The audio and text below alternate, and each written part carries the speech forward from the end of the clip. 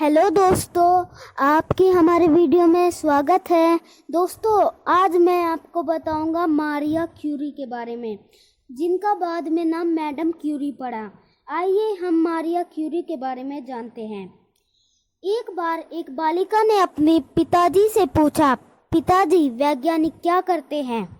वे नए नए प्रयोग करते हैं और नई नई चीज़ें खोजते हैं। पिताजी ने बताया, मैं भी वैज्ञानिक बनूंगी। पिताजी, बालिका का स्वर विश्वास से भरा था। जानते हो वह बालिका कौन थी? वह थी मारिया स्क्लोडोवास्का, जो बाद में मैडम क्यूरी के नाम से प्रसिद्ध हुई।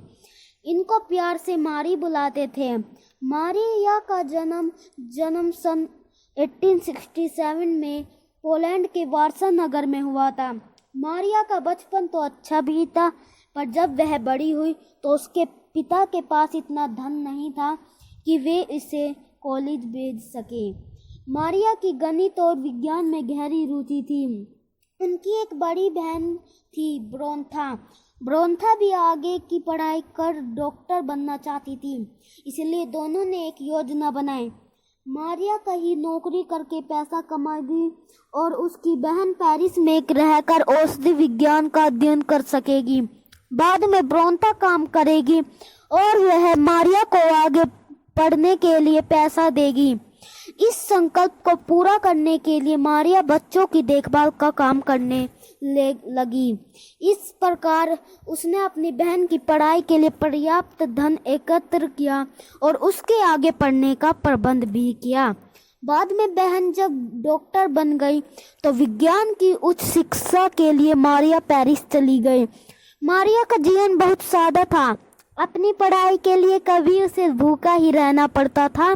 पढ़ाई के खर्च के लिए मारिया को कुछ न कुछ काम भी करना पड़ता था, पर मारिया खुशी खुशी यह सब किया करती थी। मारिया की रुचि प्रारंभ से ही गणित और भौतिक विज्ञान में थी, इसलिए उसने पेरिस में इन्हीं विषयों का अध्ययन किया। पेरिस में मारिया प्रोफेसर पियर क्यूरी के संपर्क में आई। प्रोफेसर क्यूरी की भी विज्ञान में बहुत रुचि थी। वे बहुत परिश्रमी और अध्ययनशील व्यक्ति थे। प्रोफेसर क्यूरी मारिया की बुद्धिमत्ता से बहुत प्रभावित थे। कुछ समय बाद उन्होंने उससे विवाह कर लिया। क्यूरी दंपति विभिन्न प्रकार के खनिज पदार्थों को लाते और उनसे तरह तरह के प्रयोग करते। एक दिन मारिया की दृष्टि प्रयोगशाला में एक बर्तन से आती एक रोशनी पर पड़ी। वह खुशी से चिल्लाई, पियरे, उस रोशनी को देखो। पियरे ने कहा, शायद बर्तन में कोई ऐसा खनिज पदार्थ है जो रोशनी देता है। मारिया बोली, अर्थात उस पदार्थ में अद्भुत शक्ति होगी। दोनों उस अद्भुत पदार्थ की खोज में जुट गए। उनकी मेहनत रंग लाई। उन्होंने 2 नए पदार्थों को खोज निकाला था।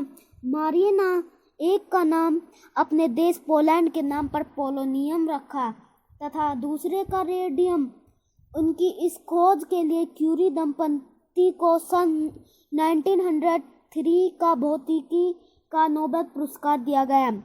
1906 में एक सड़क दुर्घटना में प्रोफेसर पियर क्यूरी का देहांत हो गया, परंतु मारिया अपने पति के छात्रों को पढ़ाती रही और अपना शोध कार्य भी करती रही, जिसके लिए उन्हें सन 1911 में दूसरी बार नोबेल पुरस्कार दिया गया। उन्होंने इस बार रेडियम कणों का भार नाप कर दिखाया था।